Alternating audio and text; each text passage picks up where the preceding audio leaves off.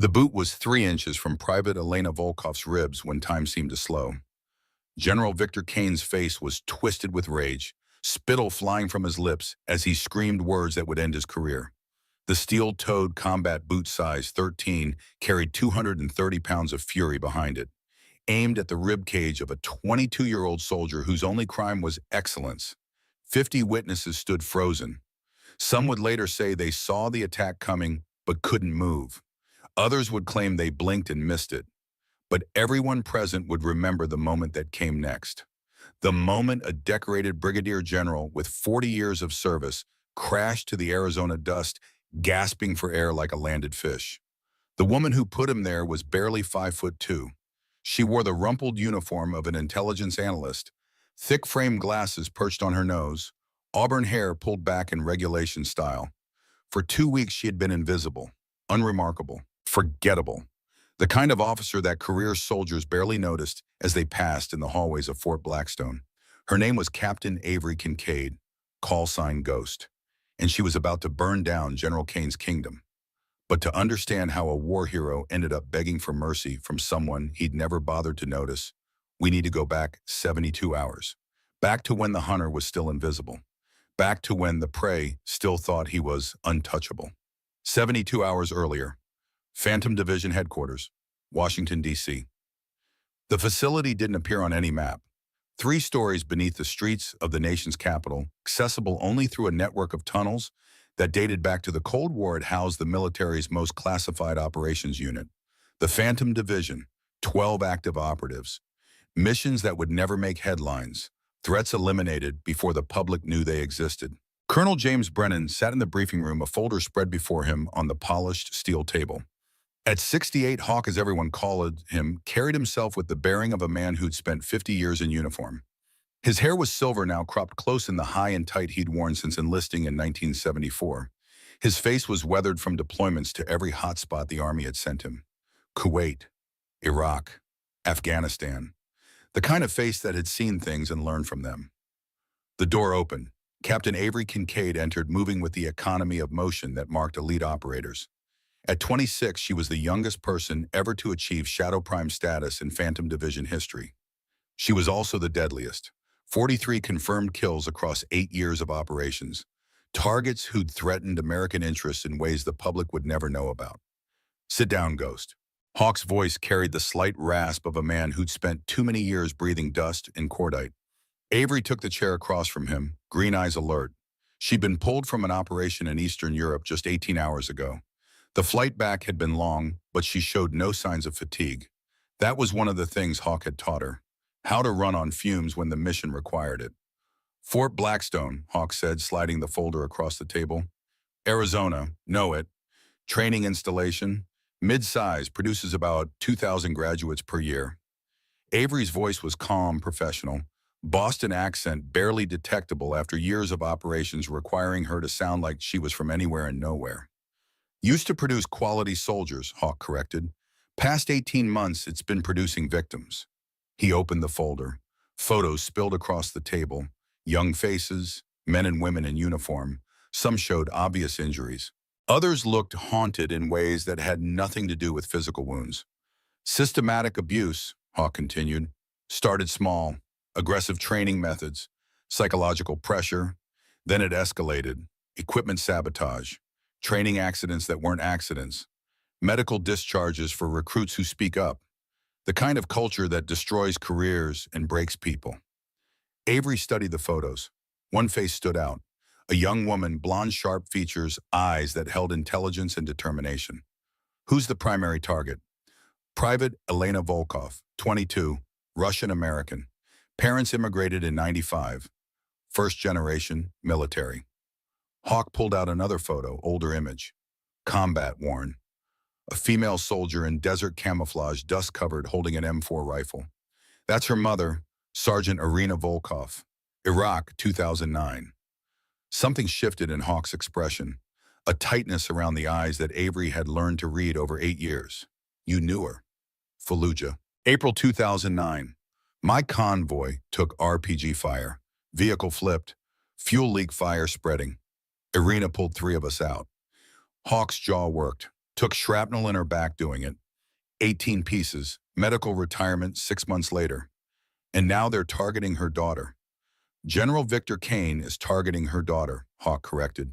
53 years old, decorated, connected, political backing that makes him effectively untouchable through normal channels. He slid across another photo, a tall man in dress uniform, chest heavy with ribbons and medals. Strong jaw, steel gray hair, the kind of bearing that commanded rooms. Kane's philosophy is simple. Break them down. The ones who survive are worthy. The ones who break were weak to begin with. Avery had seen this before. Different faces, different ranks, but the same toxic mindset. How bad? Bad enough that we've documented 127 incidents over the past year. Bad enough that 18 of those cross into federal jurisdiction, civil rights violations, assault under color of authority, conspiracy. Hawk leaned forward. Kane built a machine ghost, a systematic process for identifying and destroying anyone who shows independence, moral courage, or excellence that threatens his authority, especially women in combat roles. He's from the old school. He learned from commanders who thought the post-draft military was too soft, men who believed brutality built character. Hawk's expression hardened. I saw soldiers trained that way in Desert Storm. 91. They froze under fire, got squads killed. Because broken people don't make warriors, they make victims. Avery absorbed this. Mission parameters. Deep cover, intelligence analyst, low rank, unremarkable. The kind of officer Kane and his inner circle won't notice. You'll document everything. Build a prosecutable case. Federal charges, military tribunal, the whole network taken down. Hawk paused. Secretary of Defense wants this handled quietly but thoroughly. No scandal that damages the institution. Just surgical removal of the cancer. Time frame. Elena Volkov has maybe 2 weeks before Kane breaks her or forces her out. You have until then to gather what we need. Hawk's eyes held hers. I need you, invisible ghost. No heroics, no blown cover. You observe, document, and extract when we have enough for prosecution. Understood. Avery started gathering the photos. One more thing. Hawk's voice stopped her. Irina Volkov saved my life. I owe her a debt I can never repay. But this isn't about that debt. This is about stopping a predator who's destroyed too many careers, too many lives. Elena's just the spark that got SecDef's attention. Your mission is to burn down Kane's entire operation. Avery met his gaze. 8 years ago, Hawk had been the one to save her. Basic training, Fort Jackson. A drill sergeant who'd decided she was too small, too weak, too female, who'd made it his mission to drive her out. Hawk had been a colonel then visiting the installation. He'd seen what was happening, intervened, saved her career and possibly her life. I'll finish what you started, Hawk. I know you will. That's why I chose you. Fort Blackstone, Arizona. The bus pulled through the main gate at 0600. Fort Blackstone sprawled across 40 square miles of Arizona desert. Mountains ringed the horizon, jagged peaks catching the first light of dawn. The air was already warming, promising another day of triple-digit heat. Lieutenant Avery Cross, according to her fabricated personnel file, clutched her tablet as the bus lurched to a stop. The transformation was complete. Thick-framed glasses that made her eyes look uncertain. Uniform just slightly too large, giving her an awkward appearance. Hair pulled back in a style that was regulation, but unflattering. Body language nervous, unsure. She stepped off the bus, stumbled slightly on the last step. Papers scattered from her bag. 3 recruits walking past laughed. One muttered something about desk jockeys. Perfect. Exactly the impression she wanted to create. Avery gathered her papers, keeping her head down. But her eyes missed nothing. The training yard to her left, already active with morning PT. The administrative building straight ahead. The barracks complex to the right.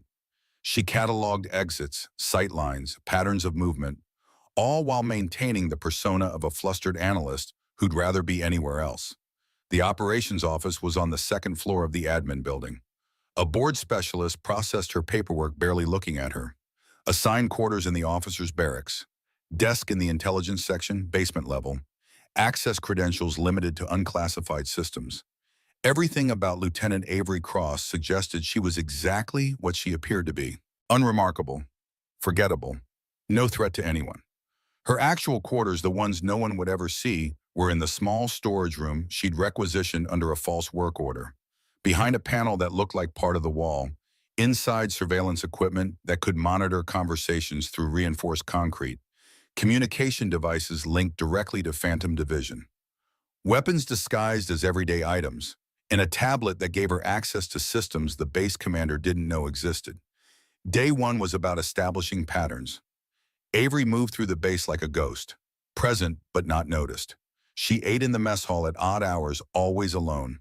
She worked at her desk, head down typing reports that went nowhere. She walked the training yards with her tablet, supposedly checking inventory against supply records. And she watched, observed, documented. By 1800 hours, she'd planted her first surveillance devices, micro cameras in the administrative offices, audio pickups in the senior officers' conference room, signal interceptors on the base communication network, all invisible, all untraceable. Day three, she witnessed her first incident, the mess hall lunch hour. A male recruit, maybe 20 years old, was eating alone.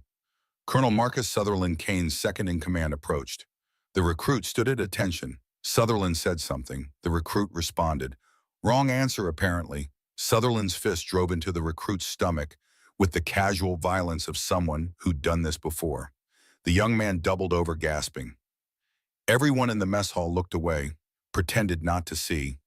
Avery's micro camera hidden in her glasses recorded everything. Audio and video, time-stamped, geotagged, added to the file. Day 5, she planted a bug in General Kane's office. Maintenance crew was doing routine work. Easy enough to slip in during the confusion. The device looked like part of the electrical outlet, would last for months, would capture every conversation in that room. That night, she heard Kane for the first time. His voice carried authority earned over 4 decades. But there was something else beneath it, an edge, a hardness that came from believing absolutely in his own righteousness. Private Volkov, Kane's voice. The conference room, his inner circle gathered. Yes, sir, the Russian girl, Major Patricia Blackwell, psychological operations specialist, Kane's expert in breaking recruits mentally. Top scores across the board. Tactical assessment, marksmanship, leadership potential. Kane's tone made excellence sound like a crime. She's becoming a problem. Natural leader. Other recruits gravitate to her. Blackwell's clinical assessment. If we let her continue, she'll be a symbol, proof that women can excel in combat roles. Then we make her an example. Kane decisive. Standard protocol. Captain Walsh arranged a training accident. Something career-ending but explainable. Yes, sir. Derek Walsh, Kane's specialist in accidents that weren't accidents. The rope climb course equipment, failure, long drop. Broken bones, maybe spinal damage. Medical discharge, no questions. Lieutenant Colonel Frost, Kane again. I'll prepare the paperwork. Diana Frost, administrative officer who made evidence disappear. Psychological evaluation showing unfitness for service. Medical discharge due to underlying instability. Clean and untraceable. Good, we move on this next week. Volkov needs to understand she doesn't belong here. The recording ended. Avery sat in her hidden room, jaw clenched. She'd heard variations of this conversation a dozen times over the past week. Different victims, same process. But hearing them discuss Elena with such casual cruelty triggered something. She pulled up Elena's file. The real one, not the sanitized version on the base system. 22 years old. Top of her ROTC class, enlisted specifically for combat arms, her mother's daughter in all the ways that mattered. Avery had been watching Elena for days. The young woman excelled at everything. PT scores in the top percentile, tactical assessments that showed genuine strategic thinking, marksmanship that put her in the top 5 of her entire training cohort, and something else, something harder to quantify. A moral courage that wouldn't let her stay silent when she saw wrong. That was what had marked her for Kane's attention. Not her excellence, her integrity. The climbing course loomed 40 feet high. Thick ropes hung from a steel framework swaying slightly in the desert wind. Basic training requirement. Every recruit had to complete it. But Elena Volkov was scheduled for an early morning attempt. Before the heat, before witnesses. Avery had intercepted Walsh's maintenance log the night before. saw what he'd done. Three-quarters cut through, covered with tape to hide the damage. Elena would make it 30 feet up before physics and fate took over. Avery watched from a distance, tablet in hand, playing her role. Lieutenant cross-checking inventory. Irrelevant. Invisible. Elena approached the rope, chalked her hands. The instructor, a sergeant who'd learned not to ask questions, gave the signal. Elena started climbing. Hand over hand, boots finding purchase. Strong. Confident. She made it look easy. 20 feet. 30 feet. The damaged section was coming up. Avery could see it from her position. The tape starting to give. The rope beginning to fray. Elena reached for the next handhold. The rope separated. What happened next happened fast.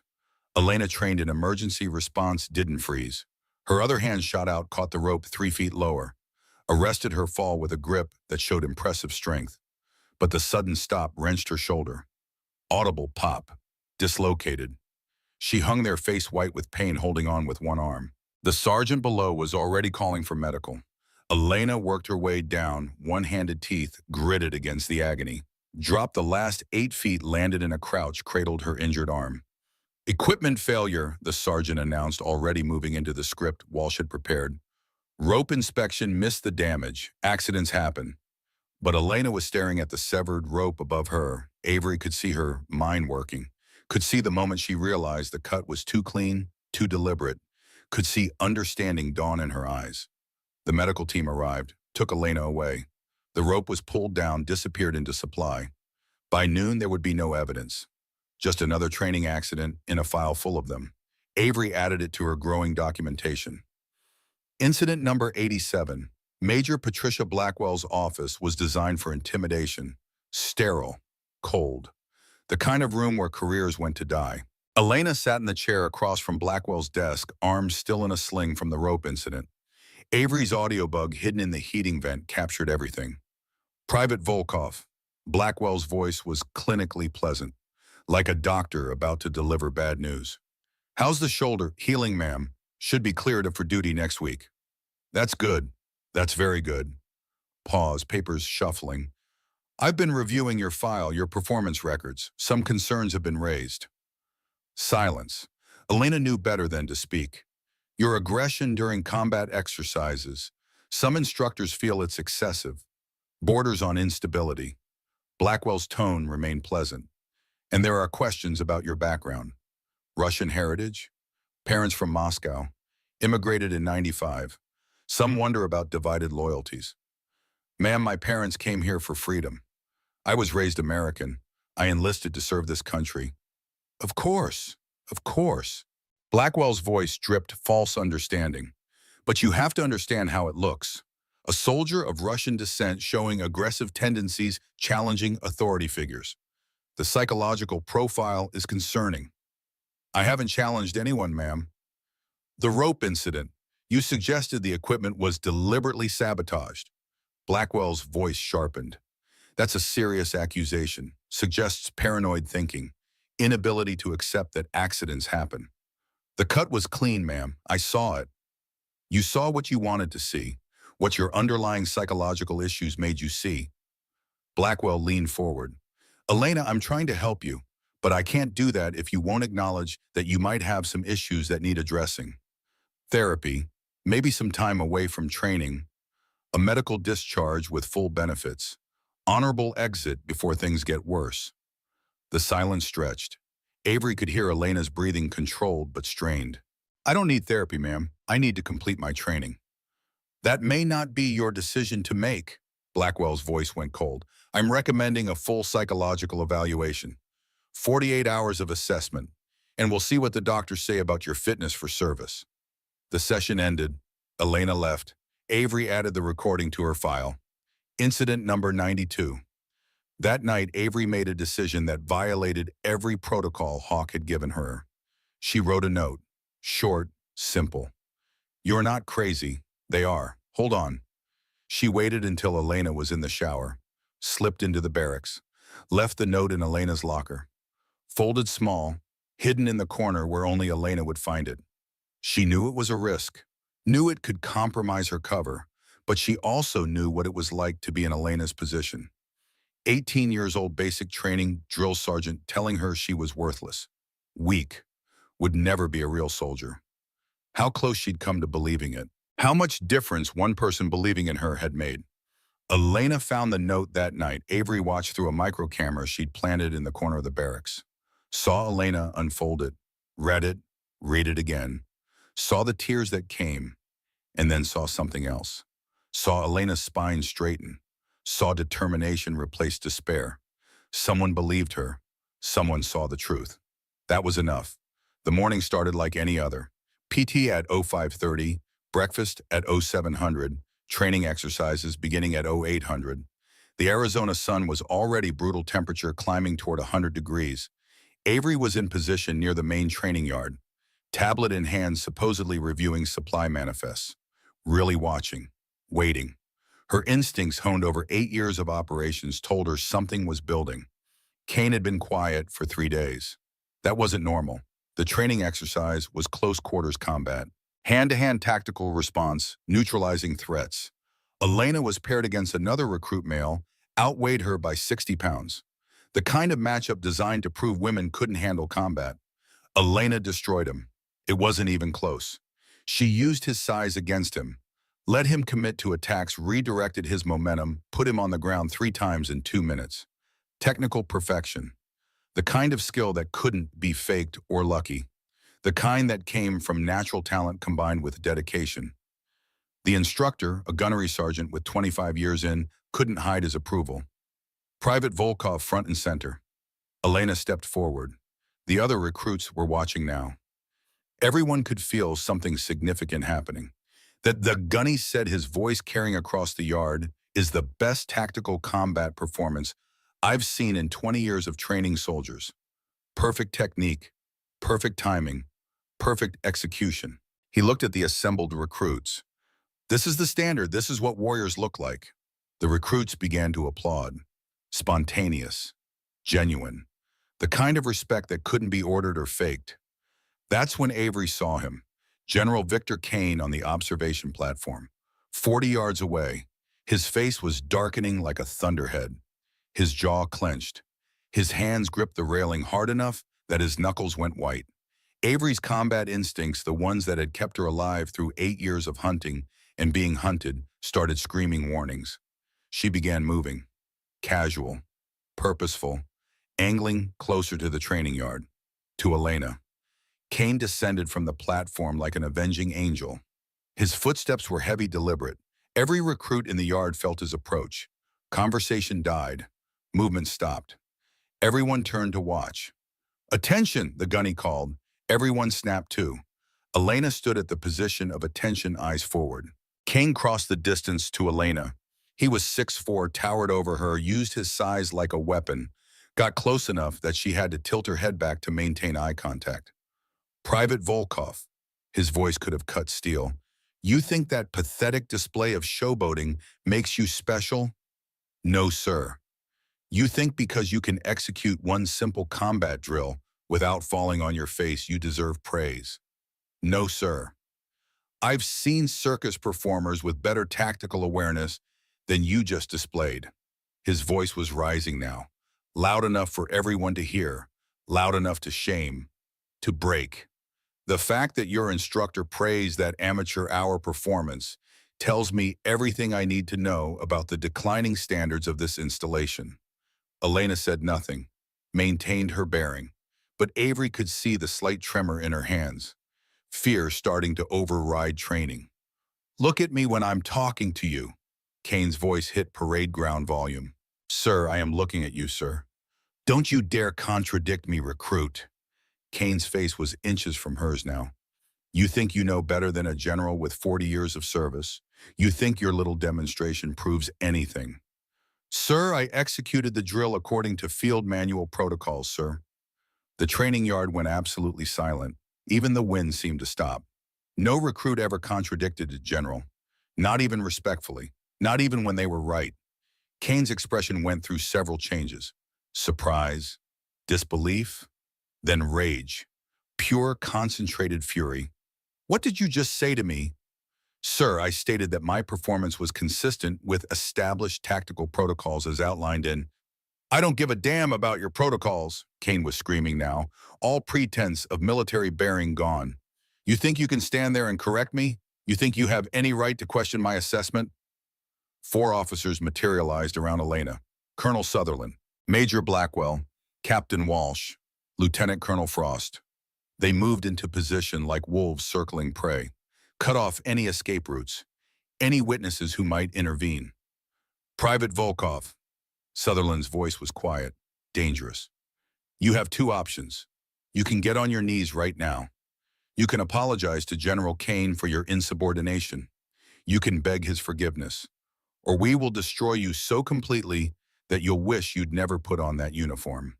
The threat hung in the air like poison gas. 50 recruits watched. None moved. None spoke.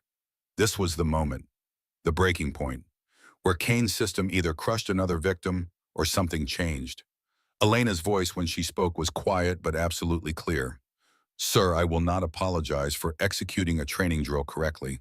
I will not kneel for any reason except to provide aid to a fallen soldier. If my adherence to proper military protocols is considered insubordination, then I request formal charges be filed through appropriate military justice channels. Avery, still moving closer, felt something like pride. Elena wasn't just refusing to break.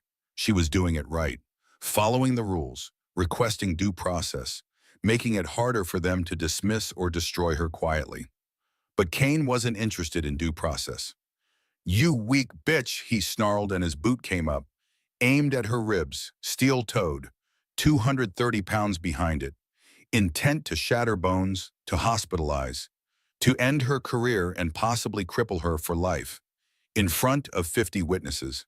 Because in Kane's mind, his authority was absolute, his power unquestionable.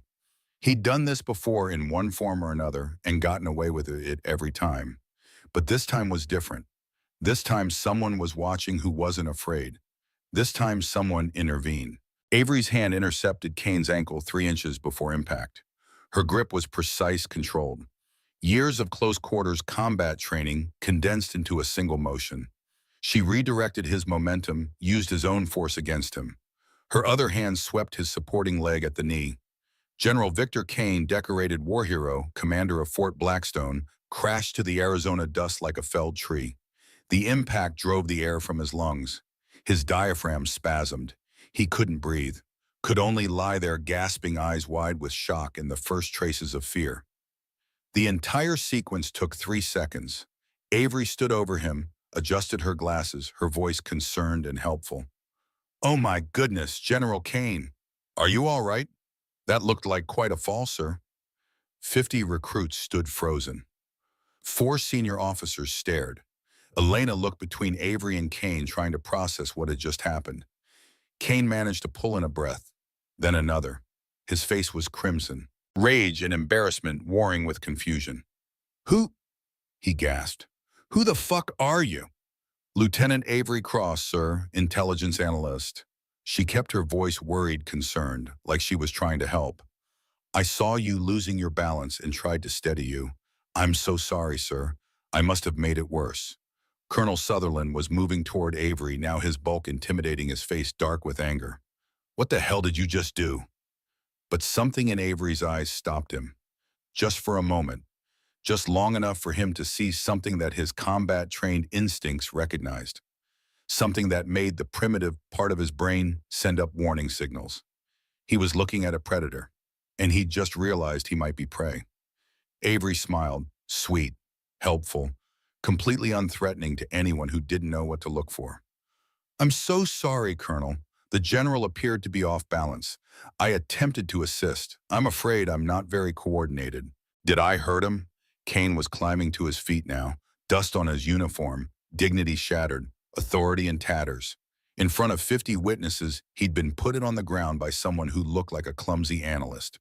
The humiliation was absolute. Conference room Alpha, he growled. Now, you Colonel Sutherland, Major Blackwell, Captain Walsh, Lieutenant Colonel Frost, and you. He pointed at Avery. Lieutenant Cross, we're going to have a very detailed conversation about what just happened here. Of course, sir. Avery nodded, still playing, concerned and confused. I'd be happy to explain. I really am sorry about your fall, sir. I hope you're not injured. As they walked toward the admin building, Avery caught Elena's eye for just a moment, saw recognition there, the realization that the anonymous note writer and the clumsy analyst were the same person, and something else. Hope. The conference room door closed behind them. Kane's inner circle. Four senior officers who'd spent years protecting each other, building a system of abuse that seemed untouchable, and one small analyst who just committed the unthinkable sin of embarrassing their commander in front of witnesses. They thought they were about to interrogate a problem, find out who she really was, decide how to handle her. They had no idea they'd just walked into a trap that had been set 2 weeks ago. They didn't know that every word they'd spoken, every crime they'd committed, every victim they'd broken had been documented, recorded, prepared for prosecution. They didn't know that the nervous analyst sitting across from them was the most dangerous operator in the most classified unit in the American military. They didn't know that in the next hour their careers, their freedom, and their lives as they knew them would end. General Victor Kane looked at Avery with contempt and growing rage. I don't know who you think you are, Lieutenant, but you just made the biggest mistake of your life. Avery looked back at him, and for just a moment she let the mask slip, let him see what was underneath. The hunter he'd never noticed, the justice he'd never expected. No, General, she said quietly. You did. 2 weeks ago when you decided to target Elena Volkov. You just didn't know it yet. The interrogation was about to begin, but not the one Kane expected. Ghost was about to become very, very visible. Conference Room Alpha was designed for intimidation. Polished steel table that reflected harsh fluorescent lights. No windows. Single door. The kind of room where careers died quietly, where problems disappeared, where the chain of command crushed anyone foolish enough to challenge it. General Victor Kane sat at the head of the table, his uniform still dusty from his collision with the Arizona desert. The humiliation of being put on the ground in front of 50 witnesses had transformed his rage into something colder, more dangerous. Colonel Marcus Sutherland flanked his right, a wall of muscle and menace. Major Patricia Blackwell sat to his left tablet, already out recording everything with the clinical detachment of someone documenting a psychological breakdown. Captain Derek Walsh leaned against the wall nearer the door, blocking the only exit. Lieutenant Colonel Diana Frost had positioned herself at the far end of the table, fingers dancing across her own tablet, already pulling up personnel files and searching for leverage. Avery sat alone on the opposite side. She'd removed her glasses, set them carefully on the table. Her posture had changed in subtle ways. The hunched shoulders were gone. The nervous energy had evaporated. She sat centered, balanced hands resting loosely on the table. To anyone with combat training, the shift was obvious. This was someone completely comfortable with violence, someone waiting for the right moment. Kane studied her for a long moment. He'd spent 40 years reading people identifying weakness, exploiting vulnerability. But looking at Lieutenant Avery Cross, now he felt the first whisper of uncertainty. Something was wrong here. Something he'd missed. Lieutenant Cross, his voice was controlled now. Command voice. The one that had made subordinates snap to attention for 4 decades. I want you to explain exactly what happened in that training yard. Of course, sir. Avery's voice was different too. The nervous warble was gone. What remained was calm, professional, absolutely steady. I observed what appeared to be an imminent assault by a senior officer against a subordinate. I intervened to prevent what would have been a felony violation of the Uniform Code of Military Justice, specifically Article 128, assault and battery. The room went very quiet. You intervened, Kane's voice was soft, dangerous, against a general officer during a legitimate disciplinary action. There was nothing legitimate about what you were attempting, General. You were about to kick Private Volkov in the ribs with sufficient force to cause serious bodily harm. In front of 50 witnesses, after she correctly cited field manual protocols in response to your questioning. Avery's eyes held his. That's not discipline. That's assault under color of authority. Federal crime, 10-year minimum sentence. Sutherland pushed off from the wall. You've got some balls, Lieutenant. Talking to a general like that. You think whatever academy you graduated from gives you the right to question 40 years of military experience? I didn't graduate from an academy, Colonel. Avery's gaze shifted to him. And I'm not questioning military experience. I'm stating legal facts about criminal assault. Would you like me to cite the relevant case law? Blackwell leaned forward, her psychologist training engaging. Lieutenant Cross, your body language and speech patterns have changed dramatically since entering this room. That suggests a significant psychological shift, possibly dissociative. Are you experiencing any unusual thoughts or feelings right now? Nothing unusual, Major. I'm simply no longer maintaining a cover identity. Avery smiled slightly. The nervous analyst persona served its purpose. Time for something more authentic. Cover identity. Frost looked up from her tablet, eyes sharp. What are you talking about? I'm talking about the fact that Lieutenant Avery Cross, intelligence analyst, doesn't actually exist. She's a fabrication, a legend created specifically for this operation. Avery reached into her uniform pocket slowly, deliberately, pulled out a military ID card that none of them had seen before, slid it across the table to Kane. That's who I actually am. Kane picked up the card, read it, read it again. His face went pale. That's not possible, he said quietly. I assure you it is, General. Avery's voice remained calm. Captain Avery Kincaid, Shadow Prime Operative, Phantom Division. Authorization level Tango Sierra Sierra Charlie India. Clearance that exceeds yours by approximately 4 levels. And I've been investigating systematic criminal abuse at Fort Blackstone for exactly 14 days. Walsh moved away from the door, hand drifting toward his sidearm. Phantom Division is a myth. Ghost stories told to scare junior officers. Captain Walsh, if you complete that draw, you'll be unconscious before your weapon clears leather. And you'll wake up in federal custody facing additional charges of assaulting a federal agent. Avery didn't move, but something in her voice made Walsh's hand freeze. I'd strongly advise keeping your hands visible and away from any weapons. Frost was scrolling through databases frantically. Sir, her personnel file. There are sections I can't access. Classifications above my clearance. Temporary duty assignments that are completely redacted. Training courses that don't officially exist. Let me save you some time, Lieutenant Colonel. Avery pulled out a tablet from inside her uniform jacket, military-grade hardware that looked nothing like standard issue. She placed her thumb on the biometric scanner. The screen came alive with authentication protocols. Retinal scan, voice print, fingerprint, each one confirming her identity.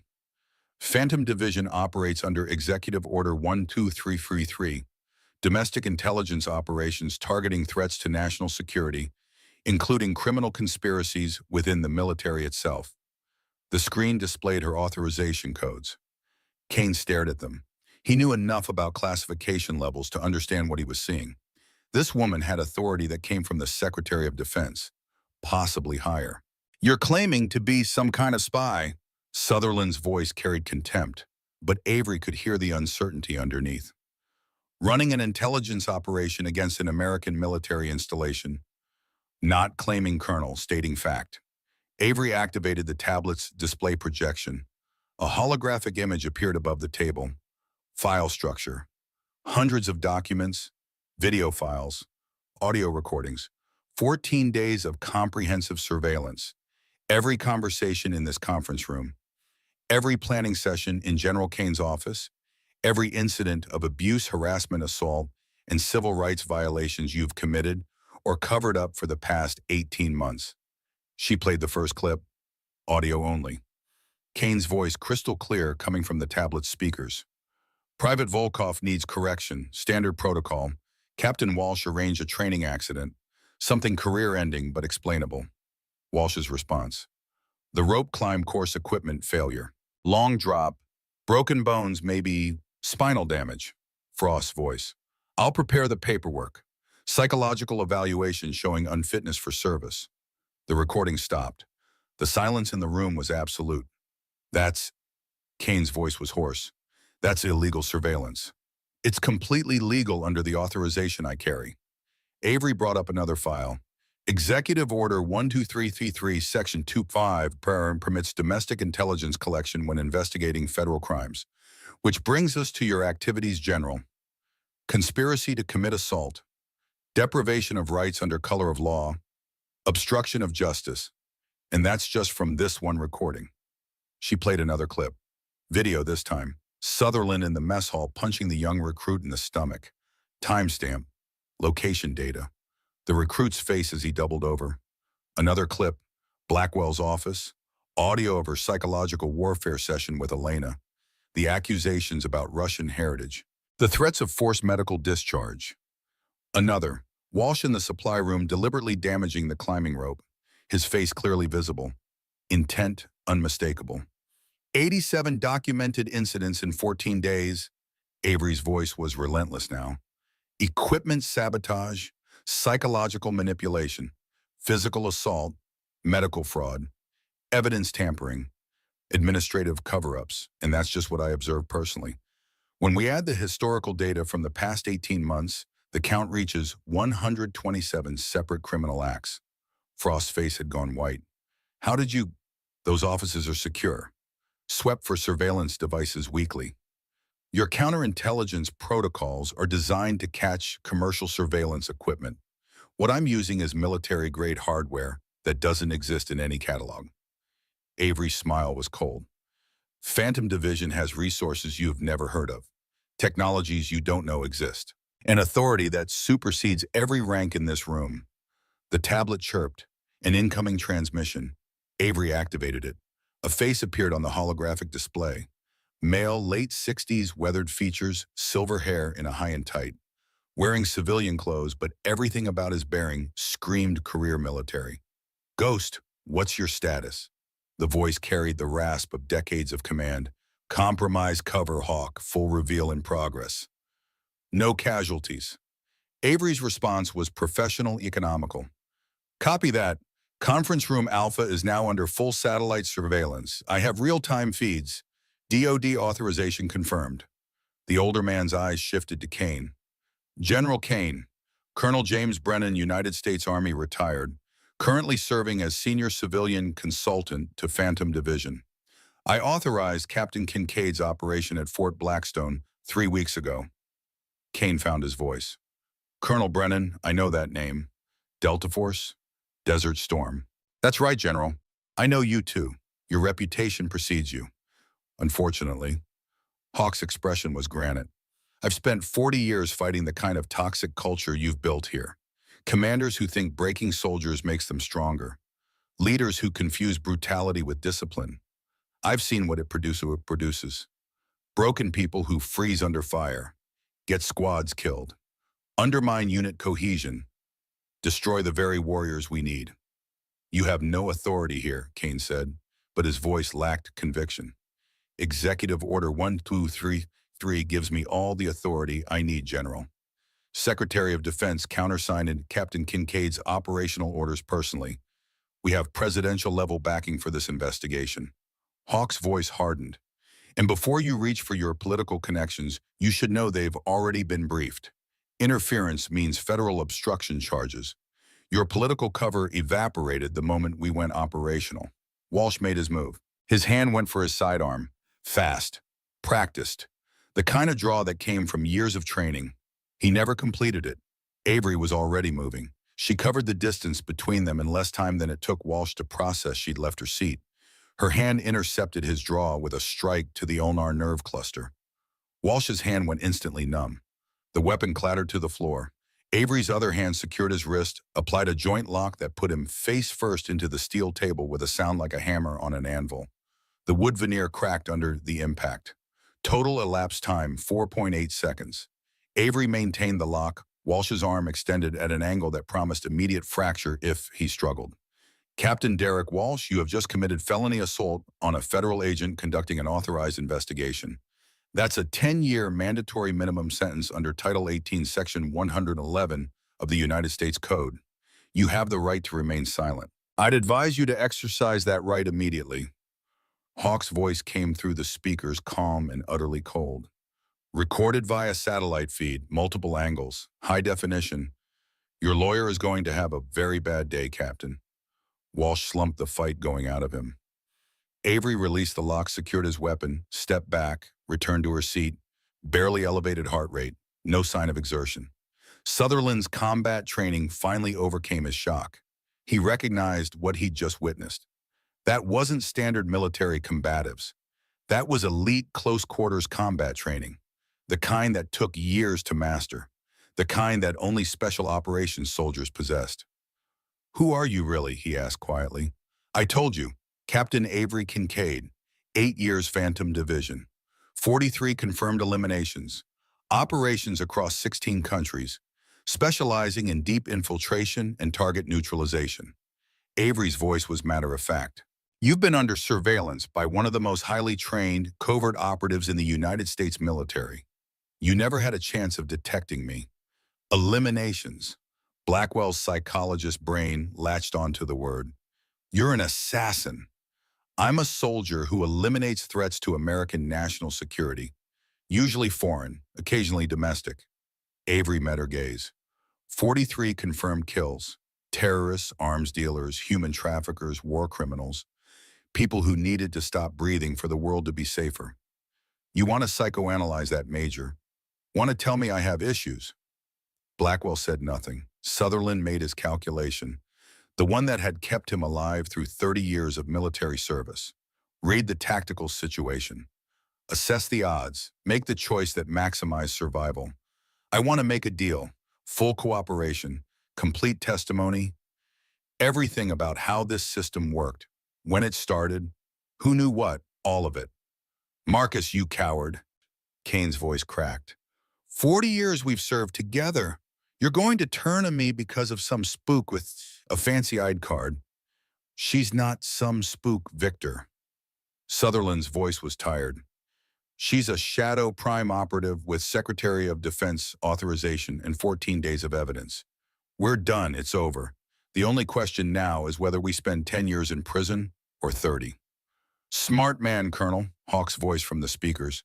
"Captain Kincaid, please inform Colonel Sutherland that his cooperation will be noted in our report to federal prosecutors. Reduced charges may be possible, pending the quality and completeness of his testimony." Sutherland nodded slowly. How the system worked. Kane identified recruits he considered problems. Usually women in combat roles. People who showed too much independence. Moral courage that challenged his authority. Excellence that threatened his worldview. We'd target them. Equipment sabotage. Psychological pressure. Social isolation. Medical fraud. Whatever it took to break them or drive them out. "How many?" Avery asked. "Over the past 18 months, maybe 30 recruits driven to quit. Another 20 medically discharged on false pretenses. 3 suicides that we covered up as training accidents." Sutherland's voice was hollow. "We destroyed careers, broke people. Some of them will never recover, and we did it systematically, methodically, because Kane believed it made the Army stronger." Blackwell spoke quietly. "I can provide documentation. The psychological manipulation protocols, the false medical evaluations, the buried complaints from victims. Everything I used to gaslight recruits into thinking they were unstable, make them doubt their own sanity, destroy their confidence so thoroughly they'd quit rather than fight." Frost's fingers stopped moving on her tablet. "The administrative cover-up procedures. I can recover deleted files, medical records I altered, incident reports I falsified. Digital forensics will prove everything. I kept backups, insurance in case Kane ever turned on us." Kane stared at his inner circle. Watch them betray him one by one. 40 years of authority collapsing in real time. "You're all cowards, weaklings. I built you, made your careers, and you turn on me the first time someone challenges us." "You built nothing, General." Avery's voice cut through his rage. "You destroyed. You took soldiers who wanted to serve their country, and you broke them. For what? To prove your outdated philosophy about strength, to satisfy your need for dominance, to eliminate anyone who challenged your authority. I made warriors." Kane's face was crimson. "The weak ones washed out like they should have. The strong ones survived and became better soldiers." "No, General. You made victims and monsters. The weak ones, as you call them, left service with PTSD and shattered confidence. Never served their country again. That's a loss to national security. The strong ones who survived learned that might makes right. That authority justifies abuse. They'll carry that poison to their next assignments, infect new units, perpetuate the cycle. You didn't build warriors. You damaged the force structure itself." Hawk's voice carried absolute certainty. "I've commanded soldiers trained both ways, General. The ones built through trust held their ground under fire. The ones ruled through fear broke and ran. Your philosophy doesn't make warriors. It makes casualties. The door opened. Military police. 20 soldiers in full tactical gear. An MP captain at the front faced professional and grim. Captain Kincaid. That's me, Captain. Captain Sarah Mitchell, Military Police. We have federal warrants for the arrest of General Victor Kane, Colonel Marcus Sutherland, Major Patricia Blackwell, Captain Derek Walsh, and Lieutenant Colonel Diana Frost. Charges include conspiracy to commit assault, deprivation of civil rights under color of law, obstruction of justice, and multiple counts of assault and battery. Execute your warrants, Captain. Avery stood, moved aside.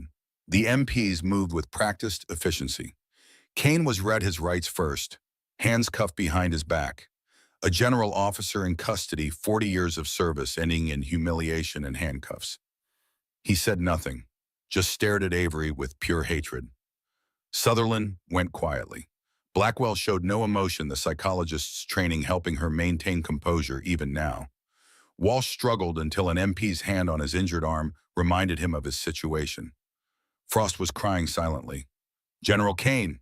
Avery's voice stopped him as the MPs began to lead him out. Elena Volkov, you targeted a hero's daughter. That was your fatal mistake. Kane's eyes widened slightly, understanding dawning too late. The MPs let him out. The others followed. The conference room emptied until only Avery and Hawk's image on the holographic display remained.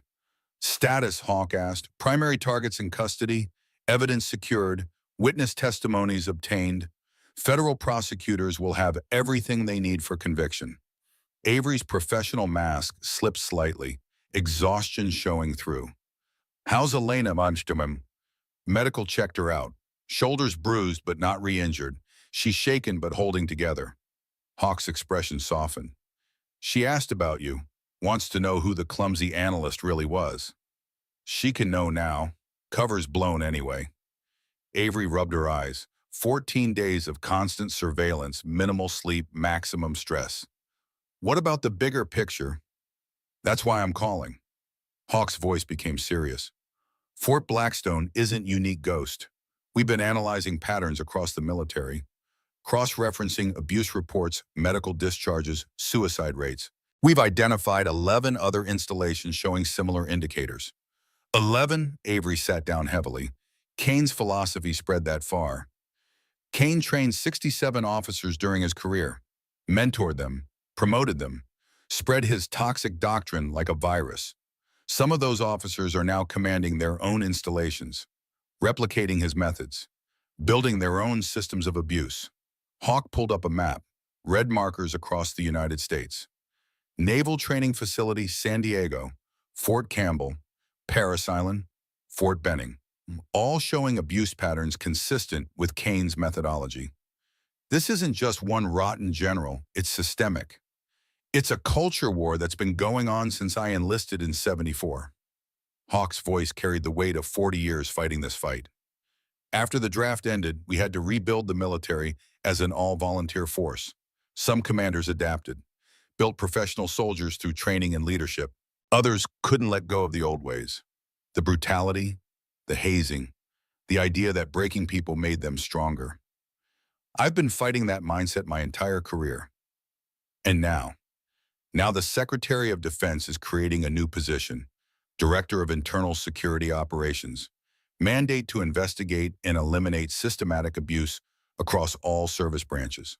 Unlimited budget, direct SecDef access, team of 30 investigators, authority to coordinate with FBI, Btch, Inspector General Congressional Oversight. Hawk paused. He wants you for the ball, Ghost. Avery looked at the map. 11 red markers, 11 Fort Blackstones, hundreds, maybe thousands of soldiers being targeted, broken, driven out. What about you? I'm 68 years old, too old for field work, but I can coordinate, run operations from here, be your handler like I was for Blackstone. Hawk's eyes held hers through the display. I've been chasing this for 40 years, Avery. Since I was a 20-year-old lieutenant who watched a drill sergeant hospitalize a recruit at Fort Benning and couldn't stop it. Tried to report it, got blackballed, spent 15 years in career purgatory, because I challenged the system. But you kept fighting. I kept fighting. And when I found you in 2016 basic training, that drill sergeant targeting you, I saw a chance to finish what I started. Hawk's voice was thick with emotion. I trained you to be better than I was, gave you the tools I never had, the authority to act, and you've exceeded every expectation. Fort Blackstone proves it. You're ready to carry this mission forward. 11 bases, probably more we haven't identified yet. Could be years of operations. Years of saving soldiers who deserve better. Building the force we need instead of destroying the warriors we have. Hawk leaned forward. This is legacy Avery, not the medals or the promotions. The people we save, the culture we change, the next generation we protect. That's what matters.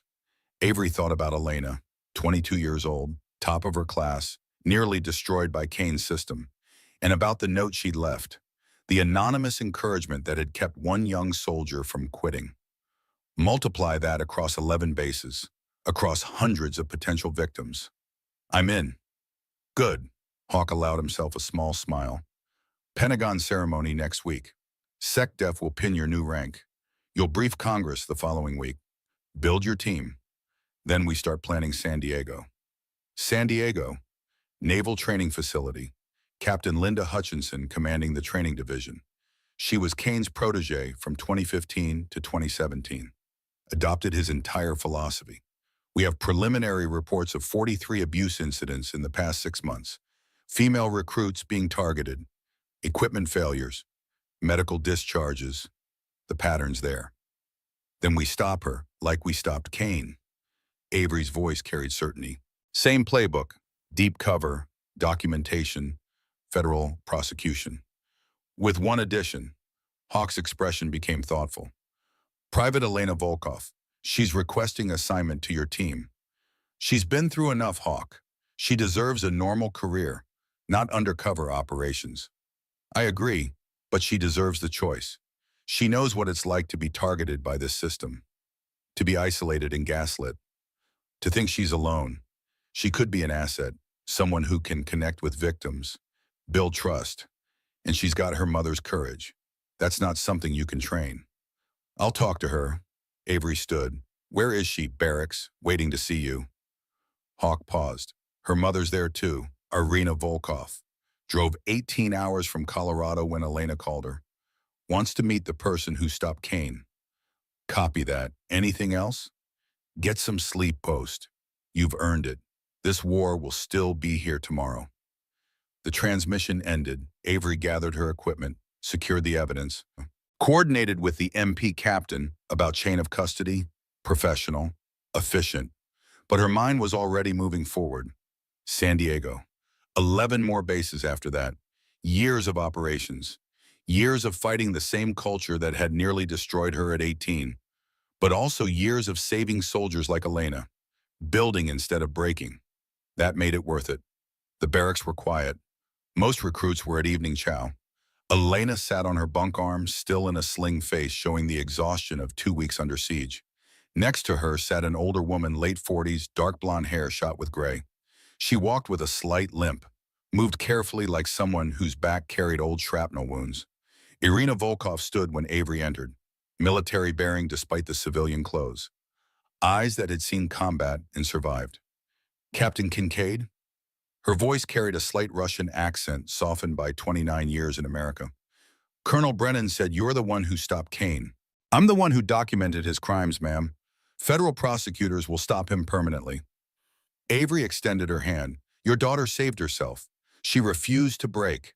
That takes more courage than anything I did." Irina's handshake was firm. "Hawk says you saved his life in Fallujah. He saved mine, and 2 others, under fire. Took shrapnel meant for us." Irina's eyes glistened. "I never knew which soldiers, never knew if they survived, just knew I had to get them out." "You got us out." Hawk went on to train the next generation of soldiers, including me. That legacy rippled forward, led to Kane's takedown. Your sacrifice 14 years ago saved my career today. Full circle. Elena stood. "Ma'am, I need to ask you something." "Go ahead, Private." "The note in my locker. You're not crazy. They are. Hold on. That was you. That was me. Violation of protocol. Could have compromised my cover, but I couldn't watch you go through what I went through at 18, alone, thinking you were the problem. Avery met her eyes.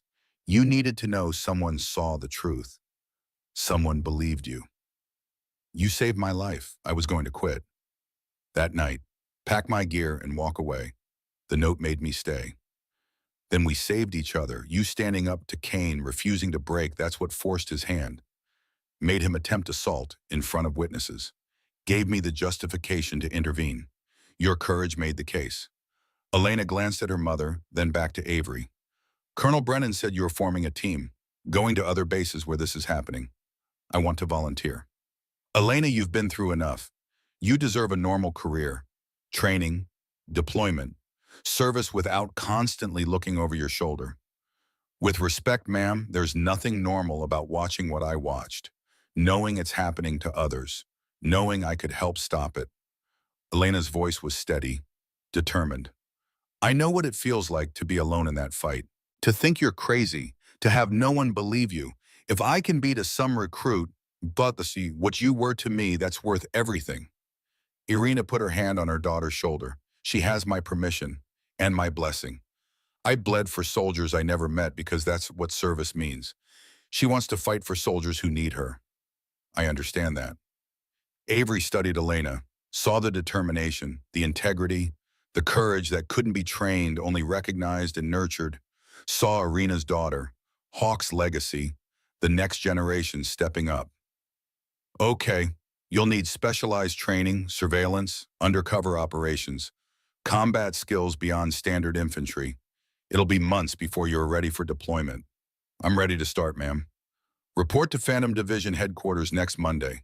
Colonel Brennan will begin your orientation. Welcome to the team, Sergeant Volkov. Sergeant, battlefield promotion, effective immediately. Your courage under fire earned it. Avery allowed herself a smile. And we're going to need good sergeants. This fight's just beginning. Outside, the Arizona sun was setting. Fort Blackstone was quiet. MPs had secured Kane's office, his files, his entire operation. Federal prosecutors were already building cases. News media was being carefully managed. No scandal to damage the institution. Just quiet surgical removal of the cancer. Tomorrow, Colonel Catherine Morrison would arrive. Take command, begin rebuilding the culture, implementing the Brennan Protocol, anonymous reporting systems, external oversight, ethical leadership training, zero tolerance for abuse. But tonight, one battle was over, and Avery allowed herself to feel the exhaustion. 14 days of constant vigilance, constant threat, playing a role every waking moment, never relaxing, never dropping the mask. Her phone buzzed. Text message. Travis, the boyfriend she'd been neglecting for months, missing dates, canceling plans, never able to explain where she was or what she was doing. Missed our anniversary, again. I can't do this anymore, we're done. Avery read it twice, felt the familiar ache of sacrifice, the price of the mission. Normal relationships didn't survive Phantom Division operations. Travis was civilian, architect, good man who deserved someone who could be present, who could share their life, who could be honest about their work. She typed a response, deleted it, typed another. Finally sent, I understand, I'm sorry, you deserve better. His reply was immediate. I deserved you, but I can't compete with whatever you really do. Goodbye, Avery. She put the phone away, looked at the photo on her screensaver. Her Elena Irina, taken an hour ago. 3 generations of warriors. 3 women who'd chosen service over comfort, duty over ease. Some sacrifices were worth it.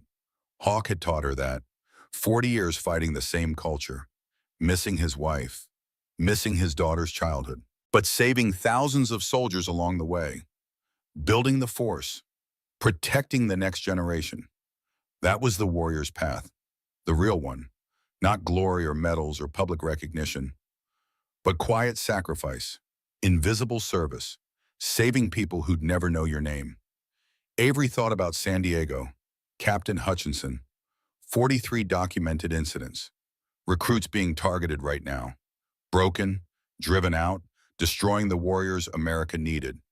Tomorrow the fight continued. Tomorrow she'd start building her team, planning the next operation, hunting the next predator. But tonight she allowed herself to grieve. Travis, the normal life she'd never have. The relationship sacrificed for the mission, the personal cost of being Ghost. Then she locked it away, put on the armor, became the hunter again.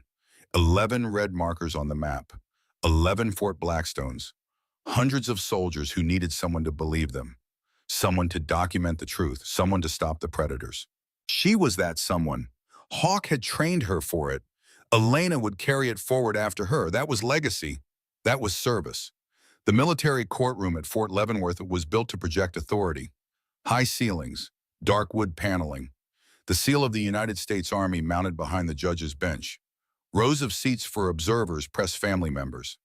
This was where the Army tried its own, where justice when it came with the full weight of military tradition and federal law. 6 weeks had passed since the arrest at Fort Blackstone. 6 weeks of investigation, evidence review, witness interviews. Federal prosecutors had built their cases with the thoroughness that came from having 14 days of surveillance footage, audio recordings, digital forensics, and cooperative witnesses. The kind of evidence that made defense attorneys advise their clients to accept plea deals rather than face trial. General Victor Kane had refused every deal offered. Now he sat at the defense table in dress uniform, stripped of rank insignia per regulations. 40 years of ribbons and medals still adorned his chest. Bronze stars, Purple Hearts, Combat Infantry Badge, the decorations of a career spent in service. But the uniform couldn't hide the orange jumpsuit he'd wear after sentencing. Couldn't erase the testimony that had destroyed any chance of acquittal.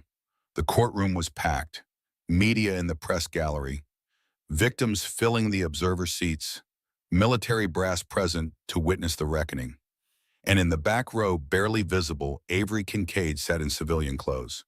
Dark blazer, no identification, just another observer. Ghost watching her prey face judgment. Next to her, Colonel James Brennan sat in dress uniform ribbons from 4 decades of service, arranged in perfect rows. He'd been subpoenaed to testify, to explain Phantom Division's investigation, to provide context about systematic abuse in military training. His testimony had been devastating. Calm professional, backed by 40 years of credibility that even Kane's defense couldn't shake. The military judge, a stern woman with 25 years on the bench, looked at the defendant. "General Kane, please rise." Kane stood, ramrod straight, military bearing intact despite everything. "The court has reviewed all evidence presented by the prosecution and defense. We've heard testimony from 12 victims of abuse, from 4 co-conspirators who detailed your systematic targeting of recruits, from investigators who documented your crimes over 14 days of surveillance." The judge's voice carried no emotion, just fact.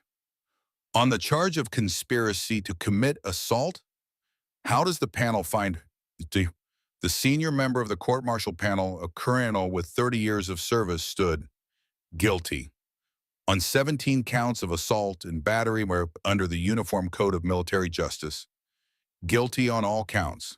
On charges of deprivation of civil rights under color of authority, Federal Statute Title 18, Section 242, guilty on all counts."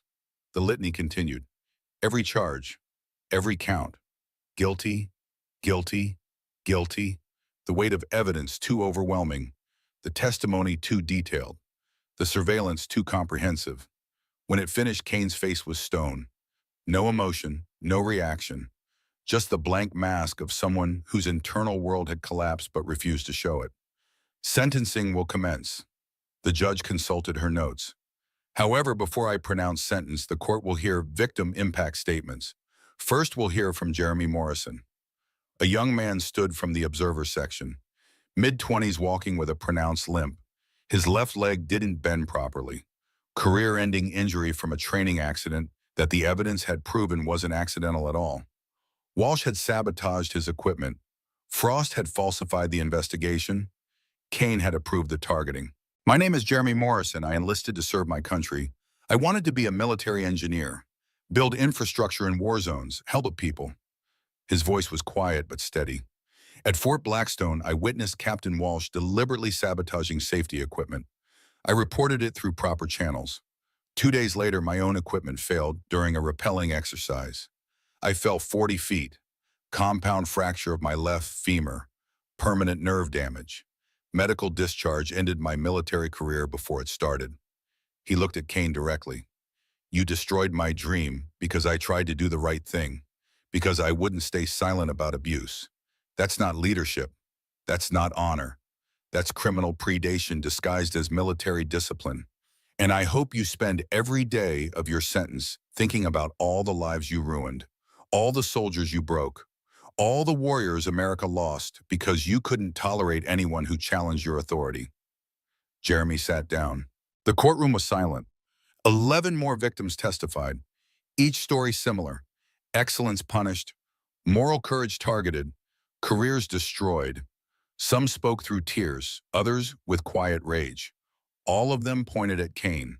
All of them demanded accountability. Finally, the judge turned to the prosecution. Does the government have additional testimony? Yes, Your Honor, the government calls Colonel James Brennan. Hawk walked to the witness stand with the bearing of someone who'd done this before. Sworn in, seated, ready. The prosecutor, a sharp JAG captain, approached. Colonel Brennan, please state your service record for the court. Enlisted United States Army 1974, commissioned officer 1978, served in multiple combat deployments including Desert Storm, Iraq, Afghanistan, retired as full colonel in 2014, currently serving as senior civilian consultant to Phantom Division. Hawk's voice carried across the courtroom.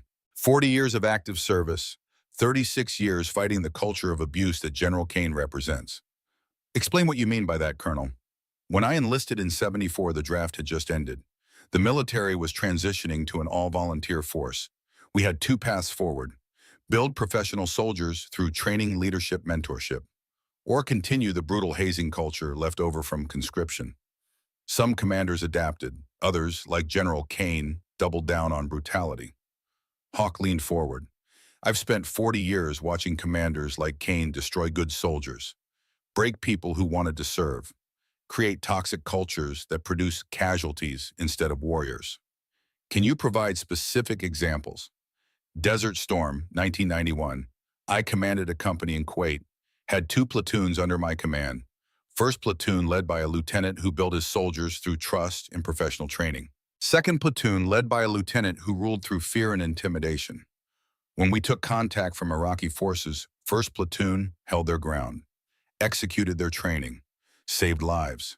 Second platoon broke and ran. 3 men died because they were more afraid of their lieutenant than the enemy. The courtroom absorbed this. Hawk's credibility was unimpeachable. His experience spoke for itself. Fear doesn't make soldiers, Hawk continued. It makes victims and casualties. General Kane's philosophy, his systematic abuse, his targeting of excellent soldiers who showed moral courage, that doesn't build warriors. It destroys the force we need, damages national security, and it's a betrayal of everyone who wears this uniform. The prosecutor nodded. No further questions. Kane's defense attorney stood, a civilian lawyer expensive brought in to mount whatever defense was possible. Colonel Brennan, you authorized a covert intelligence operation against a sitting general officer. Isn't that itself an abuse of power? No, it's proper use of authority granted under Executive Order 12333. When we received reports of systematic abuse-suicide clusters and federal civil rights violations at Fort Blackstone, we had obligation to investigate. Captain Kincaid's operation was authorized at the highest levels of Defense Department. Everything she did was legal, proper, and necessary. But you have personal connection to one of the alleged victims, Private Volkov. Her mother saved your life. Doesn't that create bias? It creates motivation to ensure thorough investigation, but the evidence speaks for itself. 14 days of surveillance, audio and video recordings, digital forensics, testimony from co-conspirators. None of that is biased. It's documented fact. Hawk's eyes held the lawyers. And for the record, Sergeant Volkov pulled 3 soldiers from a burning vehicle in Fallujah, earned a Purple Heart in medical retirement for her sacrifice. That's the heroism General Kane claimed to value but tried to destroy in her daughter. The defense had no response to that. Hawk was dismissed, returned to his seat next to Avery. The judge reviewed her notes, looked at Kane. General Victor Kane, you've been found guilty on all counts. Multiple victims testified to the destruction you caused. Expert testimony established your actions damaged military readiness and national security. The evidence proves you built a systematic machine for destroying soldiers who showed excellence and moral courage. She paused. Let the weight settle. This court sentences you to 15 years in federal prison, dishonorable discharge from the United States Army, forfeiture of all rank pension and military benefits. You will be remanded to federal custody immediately to begin serving your sentence. For a long moment, Kane stood frozen. Then something inside him cracked. I gave 40 years. His voice broke. Not the command voice that had terrified recruits. Something raw, human, desperate. 4 decades of service. Blood in Kuwait, Iraq, Afghanistan. I earned these medals. Every one of them. His hands shook as he gestured to his chest, the ribbons that meant nothing now. I thought. He looked at the victims in the gallery, at Elena sitting between her mother and Avery. I thought I was making you stronger, making you worthy. How was I supposed to know they trained me the same way? Broke me down. I survived. I thought that's what real soldiers did. The courtroom was silent. Even his victims looked away from the spectacle of a general's complete breakdown. I'm not a monster, Kane whispered. I'm a soldier. I only did what soldiers do. The judge's voice cut through his spiral. General Kane, what soldiers do is protect those who cannot protect themselves. What you did was prey on them. That's the difference you never understood. Kane's legs buckled. The MPs caught him. Let him out. Not the proud warrior anymore. Just a broken old man who'd finally realized what he'd become.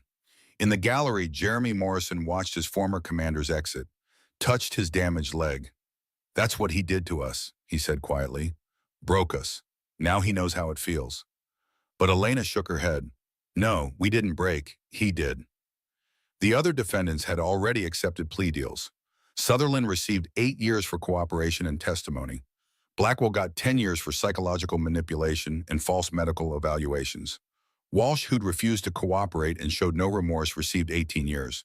Frost, whose extensive cooperation and digital evidence proved crucial, got 5 years with parole eligibility after 3.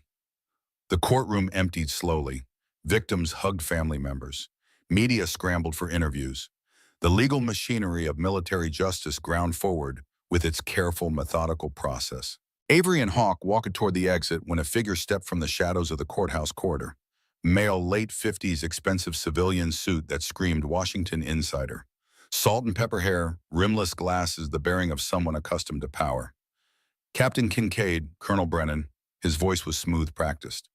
Richard Castellano, Deputy Director, Defense Intelligence Agency. Hawk's expression went flat. Avery's hand drifted closer to her concealed sidearm. The DIA didn't make social calls. We need to talk. Castellano gestured to a private conference room. About Kane's network and why it goes much deeper than 11 installations. Inside the room, Castellano activated a signal jammer, pulled out a classified tablet. What I'm about to show you is compartmented above top secret. You've both got the clearance, but barely. The screen displayed a map, not 11 red markers, 37, spanning every service branch, every major training command. A web of connections that made Kane's network look like a small-town conspiracy. Kane wasn't the architect. Castellano's voice was grim.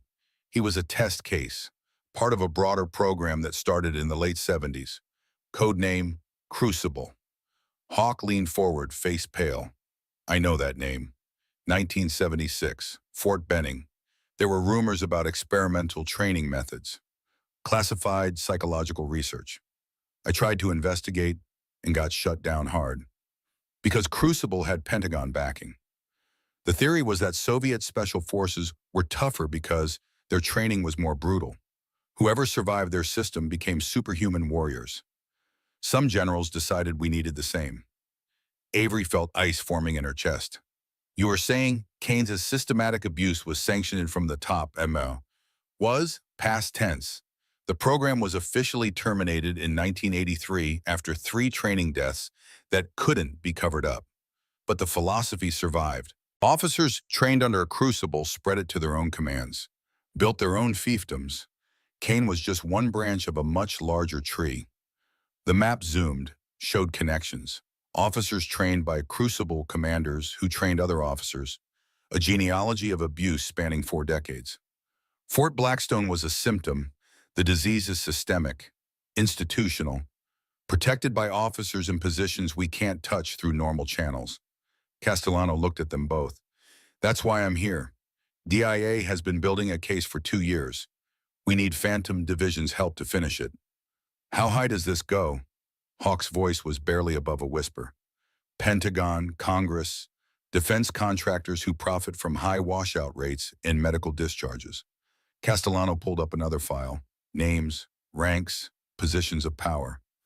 Taking down Kane was step 1. But if we stop there, the network survives, regroups, finds new Kanes to build new Blackstones.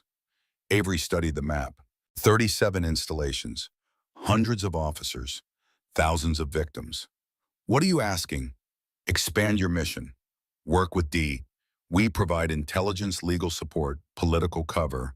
You provide operators who can infiltrate and document. Together we dismantle not just the commanders, but the entire system that protects them. Hawk and Avery exchanged glances. This was beyond anything they'd anticipated. Beyond Fort Blackstone. Beyond Kane.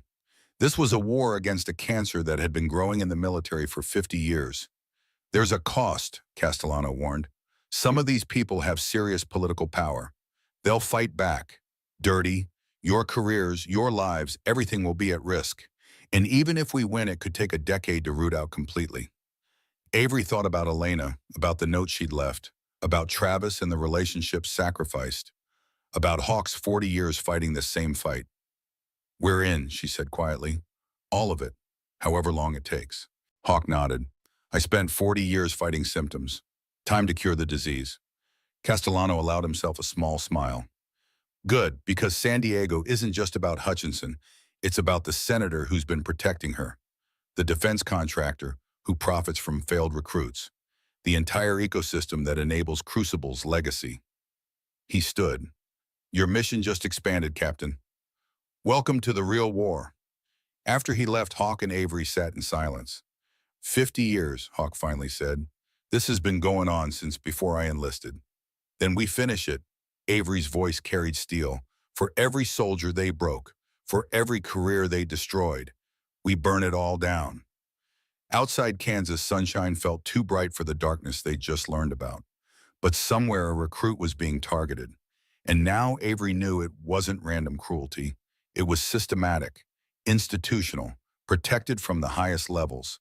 The war had just gotten bigger, but so had her army. Avery and Hawk walked out together. The Kansas afternoon was hot, humid. Fort Leavenworth sprawled across rolling hills, the military prison visible in the distance. That's where Kane would spend the next 15 years, alongside other disgraced officers, enlisted soldiers who'd committed crimes, the broken remnants of military careers that had ended in betrayal. How do you feel? Hawk asked as they walked toward the parking lot. Like justice was served, but also like this is just one battle in a war that's been going on for decades. Avery pulled out her phone, checked messages, updates from her team, intelligence reports from the 11 other installations under investigation. San Diego insertion is scheduled for next week. Elena's finished her training. She's ready. And you ready to do this 10 more times? 11, we identified another installation yesterday. Fort Hood. Abuse pattern matches Kane's methodology. Another one of his protégés in command. Avery's jaw set. So 12 operations minimum. Probably more as we dig deeper into his network. That could be years of work. Then it's years well spent. Avery stopped at her car, looked back at the courthouse. Every soldier we save, every predator we stop, every toxic culture we dismantle, that's worth the time. Hawk studied her, saw the determination, the focus, the same qualities he'd recognized 8 years ago when he'd pulled her from an abusive training environment and offered her a different path.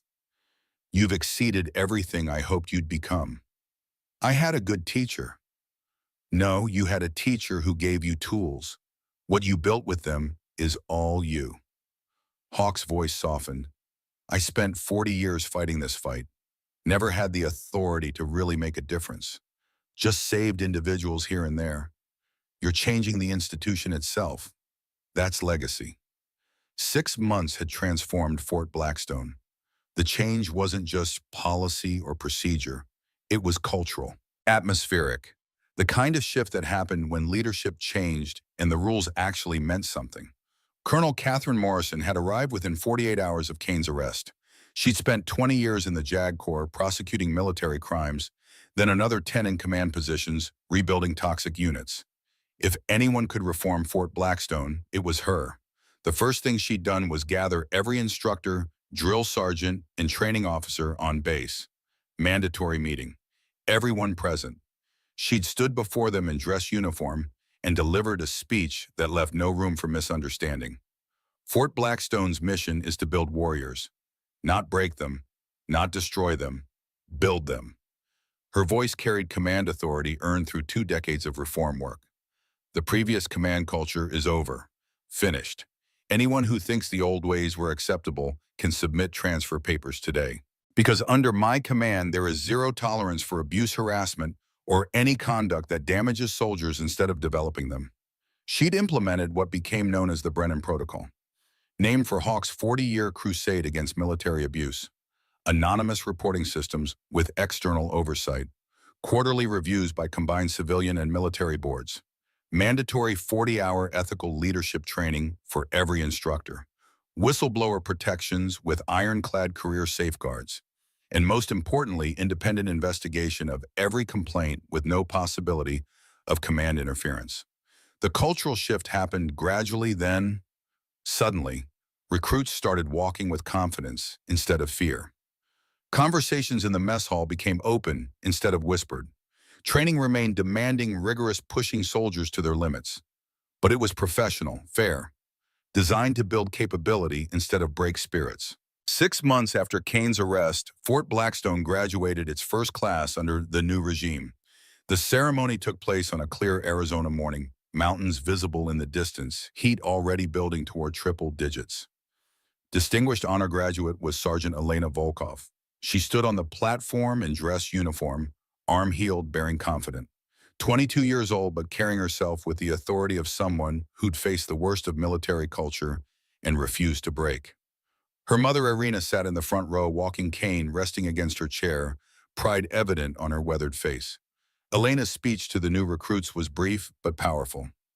6 months ago, I stood where you stand now. I was targeted, isolated, told I didn't belong because of my heritage and my gender. I nearly quit, nearly believed them. Her voice carried across the assembled soldiers. But someone believed in me when I stopped believing in myself. Someone documented the truth. Someone stopped the predators. She gestured to the observer section where Avery sat in civilian clothes, barely visible in the back row. Captain Kincaid showed me that strength isn't enduring abuse. It's stopping it. Real warriors protect those who need protection. They don't prey on the vulnerable. Elena's gaze swept the new graduates. You're entering a different Fort Blackstone, one that builds instead of breaks, one that values excellence instead of punishing it, one where moral courage is rewarded instead of targeted. Honor that, protect it. And if you ever see the old culture trying to return, you speak up. That's not weakness. That's what warriors do. The applause was genuine, sustained. These soldiers had experienced the new culture firsthand, knew the difference, understood what Elena represented. After the ceremony, 3 generations of warriors met in the shade of the administrative building. Avery, Elena, and Irina, the invisible operative who'd stopped Kane. The young soldier who'd refused to break. The combat veteran whose sacrifice 14 years ago in Fallujah had rippled forward to this moment. Captain Kincaid. Irina's accent was thicker when she was emotional. Hawk told me you're going to San Diego next week. Naval training facility. Similar abuse pattern. Another one of Kane's proteges in command. Avery confirmed. 43 documented incidents. Female recruits being targeted. Medical discharges. The machinery's the same. And my daughter is going with you. She's finished her training. Surveillance. Undercover operations, combat skills. She's ready. Avery looked at Elena. But she's also young. This work takes a toll. Physical, psychological, moral. I want you to understand what you're signing up for. Elena met her gaze steadily. I understand. I've lived it from the victim's side. Now I want to stop it from happening to others. You'll be deep cover, playing a role every waking moment. Can't drop the mask, can't trust anyone, living with constant threat that one mistake blows everything. Avery's voice was serious. And even when we win, even when we take down the predators and save the victims, there's a cost. Relationships you can't maintain, normal life you can't have, sacrifices that never end. Like your boyfriend, Elena said quietly. Travis, the one who broke up with you after Fort Blackstone. Avery blinked. How did you know about that? You mentioned his name once during training. Said he was an architect who deserved someone who could be present. Elena's expression was sympathetic. That's the cost, isn't it? The mission takes everything. Not everything, but a lot. Avery thought about Travis. The missed dates, the canceled plans, the inability to explain where she was or what she was doing. The inevitable end of every relationship she'd tried to maintain since joining Phantom Division. Hawk spent 40 years fighting this fight, missed his wife, missed his daughter's childhood, but he saved thousands of soldiers along the way, built the force, protected the next generation. That was his choice. You have to make yours, Arena spoke. In Fallujah, when that Humvee took fire and flipped, I had a choice. Pull those soldiers out and risk the ammunition cooking off, or stay behind cover and stay safe. She touched her back where 18 pieces of shrapnel still resided too dangerous to remove. I chose to act, chose to save them, and I've never regretted it, even though I can't run anymore, can't carry my grandchildren when they're born, can't serve on active duty, because 3 soldiers lived who would have died. She took Elena's hand. My daughter wants to make that same choice. Save soldiers who need saving.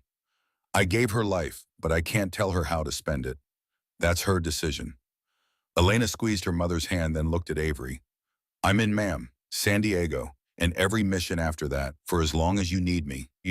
Avery studied them both, saw Arena's courage reflected in her daughter, saw the determination that couldn't be trained, only recognized and nurtured, saw the next generation of warriors stepping up to carry a mission that had no endpoint, only the next battle and the one after that. Okay, mission brief is Monday. Phantom Division Headquarters. Hawk will run the tactical planning. We insert Wednesday. Avery's voice shifted to command mode. Cover identity is disgrace transfer. Psychological discharge from Fort Blackstone. Story is you couldn't handle the pressure after Kane's arrest. Guilt about reporting led to breakdown. Your damaged goods being given one last chance. They'll target me immediately, Elena said. That's the idea. You're the canary. You draw their attention while I work invisible and document everything. Avery's expression hardened. But Elena, if at any point it becomes too much, if the mission compromises your safety or sanity, you pull the ripcord. No shame, no judgment. This work isn't for everyone. Understood, ma'am. The Pentagon ceremony took place on a gray Washington morning. Secretary of Defense Marcus Thornton presided over a small gathering in his private office. No media, no public recognition. Phantom Division operations remain classified. The soldiers who conducted them received their recognition in private. Avery stood at attention in dress uniform. Next to her, Hawk wore his own dress blues, retired colonel rank insignia gleaming. The secretary held the rank insignia for the newly created position. Director of Internal Security Operations, authority spanning all service branches, budget unlimited, mission critical to military readiness. Captain Kincaid, the secretary's voice carried the weight of civilian oversight of military power. Your operation at Fort Blackstone prevented immeasurable damage to military readiness and national security. General Kane's systematic abuse destroyed careers, broke soldiers, and damaged unit cohesion. Your 14-day investigation documented crimes that led to his conviction and the dismantling of his network. For this, you have the gratitude of the Defense Department and the nation you serve. He pinned the new rank insignia. As Director of Internal Security Operations, You will lead efforts to identify and eliminate systematic abuse across all military installations. You will coordinate with FBI, DOJ, Inspector General, and congressional oversight. You will have authority to conduct investigations without command interference, and you will carry forward the mission that Colonel Brennan began 40 years ago. The ceremony was brief, professional, no speeches or celebration, just the transfer of authority and mission. When it finished, the secretary dismissed everyone except Avery and Hawk. 11 installations under investigation, the secretary said once they were alone. How long before we see results? San Diego inserts next week. We should have prosecutable evidence within 30 days. Avery's assessment was clinical. Fort Campbell operation begins in 60 days. Paris Island 90 days after that. Each investigation takes 4 to 6 weeks depending on evidence quality and witness cooperation. Figure 18 months to 2 years to work through the current list. And new cases will emerge as we investigate. Yes, sir. Kane's network is extensive. Every officer he trained, every protege who adopted his methods, they're potential targets. Could be 20 installations. Could be 30. We won't know until we dig deeper. The secretary looked at Hawk. Colonel Brennan, you've been fighting this fight since before I was born. Any wisdom for the next generation? Sir, systematic abuse isn't about individual bad actors. It's about culture, institutional culture that tolerates or encourages brutality. That confuses hazing with training. That punishes moral courage instead of rewarding it. Hawk's voice carried 40 years of hard-won knowledge. Taking down Kane doesn't fix the culture. It sends a message, makes an example, shows that authority doesn't protect predators anymore. But real change happens when commanders like Colonel Morrison at Fort Blackstone implement new protocols. When soldiers like Sergeant Volkov speak up instead of staying silent. When we build systems that protect whistleblowers instead of punishing them. The Brennan Protocol. Named without my permission, sir. But yes, anonymous reporting, external oversight, ethical leadership training, whistleblower protection. Those systemic changes matter more than any individual prosecution. Hawk glanced at Avery. Captain Kincaid hunts the predators, but the real victory is building a culture where predators can't thrive in the first place. The secretary nodded slowly. Understood. You have my full support. Whatever resources you need. Whatever authority is required. This mission is priority 1. 1 week later, Avery and Elena drove through the gates of Naval Training Facility San Diego. Pacific Ocean visible in the distance. Palm trees lining the roads. California sun beating down on palm trees and parade grounds. Avery was in full costume again. Different cover this time. Ms. Avery Mitchell, Civilian Department of Defense Auditor. Frumpy blazer. Thick glasses. Nervous mannerisms. The invisible bureaucrat that military personnel ignored. Elena arrived separately 2 hours later. Different gate, different entrance. Sergeant Elena Volkov, disgraced transfer from Fort Blackstone. Psych discharge paperwork in her file. Story about breakdown after Kane's arrest. Guilt about reporting. One last chance before permanent medical separation. They didn't acknowledge each other, didn't make eye contact. 2 separate people with no connection. The legend was airtight. The operation was live. Captain Linda Hutchinson commanded the training division.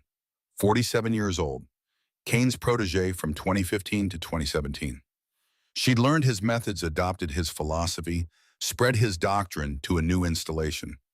The preliminary intelligence showed 43 abuse incidents in 6 months. Equipment failures, medical discharges, psychological warfare. The machinery was the same, just different faces operating it. Avery's first surveillance device went active within 4 hours of arrival.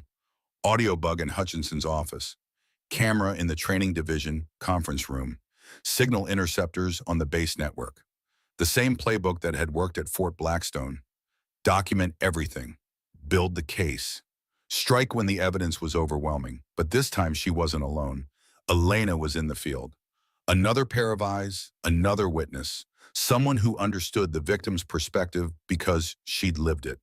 The mission had begun. The next battle in a war that had no end, only the next predator to hunt and the next soldiers to save. Avery sat in her temporary quarters that night reviewing the day's intelligence. Hutchinson's first recorded conversation already showed the pattern, discussing a female recruit who'd scored too high on tactical assessments, planning ways to break her confidence, preparing the psychological warfare that would either drive her out or break her completely. Her phone buzzed. Secure message from Hawk. Ghost House San Diego. Same disease, different host. Hutchinson's using Kane's playbook, word for word, will have prosecutable evidence within 3 weeks. Good. Fort Campbell team is assembling. Major Sarah Chen will lead that operation under your oversight. Avery smiled at the name. Sarah Chen. No relation to Elena, but another young officer who'd survived the crucible and chose to fight back.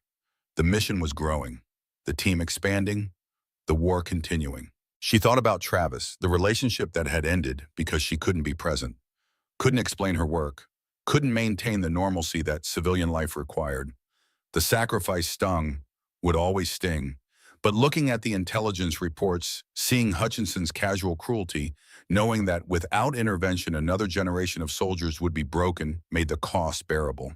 Some people sacrificed in combat, bled on foreign soil, took bullets and shrapnel to protect their fellow soldiers. That was one kind of service. Others sacrificed in the shadows, gave up relationships and normal lives to hunt the predators who hid behind rank and authority. That was another kind of service. Both were necessary. Both were honorable. Both were the warrior's path. Avery pulled up the photo on her phone, taken at Elena's graduation. 3 women, 3 generations. Irina, who'd bled in Fallujah, herself who'd hunted in the shadows. Elena, who'd carry the mission forward. That was legacy, not medals or promotions or public recognition, but the soldiers saved, the culture changed, the next generation protected. Hawk had taught her that. 40 years of fighting with no glory, no headlines, just quiet, invisible service that saved thousands of lives. Now it was her turn, her mission, her war to fight. She looked out the window at Naval Training Facility San Diego. Somewhere on this base, recruits were being targeted, broken, driven out, destroyed by the same toxic culture that had nearly destroyed her at 18, that had targeted Elena at 22, that had been metastasizing through the military for generations. But not anymore, not on her watch. Ghost was hunting again, and this time she had an army of her own, soldiers who'd survived the crucible and chose to fight back. Officers who understood that real strength meant protecting the vulnerable, not preying on them. Leaders who knew that building warriors was harder than breaking people, but infinitely more valuable. The mission would take years, decades maybe. The predators wouldn't go quietly. The culture wouldn't change overnight. There would be setbacks and failures and costs that couldn't be calculated until they were paid. But every soldier saved was worth it. Every predator stopped mattered. Every toxic culture dismantled made the military stronger. That was the mission. That was the calling. That was what service meant. Avery closed her laptop. Tomorrow the hunt continued. Tonight she allowed herself to rest, to remember Travis and mourn what couldn't be, to honor the sacrifice and accept the cost. Because some things were worth fighting for. Some missions justified the price. Some warriors chose the hard path because someone had to walk it. She was Ghost, Director of Internal Security Operations, hunter of predators, protector of soldiers. Legacy of Colonel James Brennan's 40-year crusade. And the war was just beginning. Somewhere in the distance, the Pacific Ocean whispered against the California shore. Avery's phone buzzed. Secure message from Elena, already deep in her cover at San Diego. Made contact with target recruit. She's scared but holding on. Reminded me of someone. Avery smiled. Type back, stay invisible. Document everything. I've got your 6.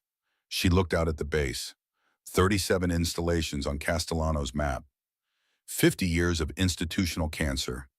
A decade of operations ahead, minimum. But also Fort Blackstone reformed.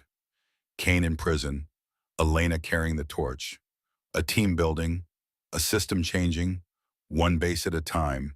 One soldier saved at a time. Hawk had fought this war for 40 years alone.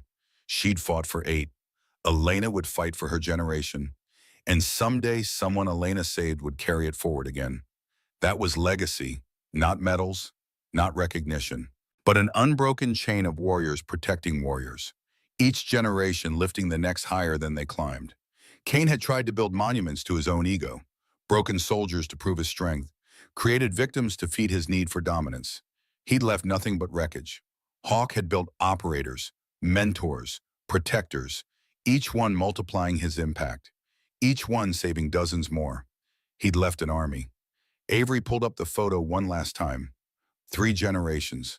Irina who'd bled, herself who hunted, Elena who'd carry forward. Tomorrow the hunt continued. Tomorrow San Diego's predators would learn what Fort Blackstone's had learned. Ghost was coming, and she wasn't alone anymore. Not just an operator, a director, a movement, a reckoning. The warrior's path was long. The cost was high. The enemy was powerful. But every soldier saved made it worth it. Every predator stopped mattered. Every culture changed made the military stronger. Cain had asked what soldiers do. Now he knew. Soldiers protect, soldiers build, soldiers sacrifice for those who come after. Real soldiers anyway. The kind Hawk trained, the kind Elena was becoming, the kind Avery would keep creating until her last breath. That was enough. That was everything. The war continued, but so did the warriors, and this time the warriors were winning.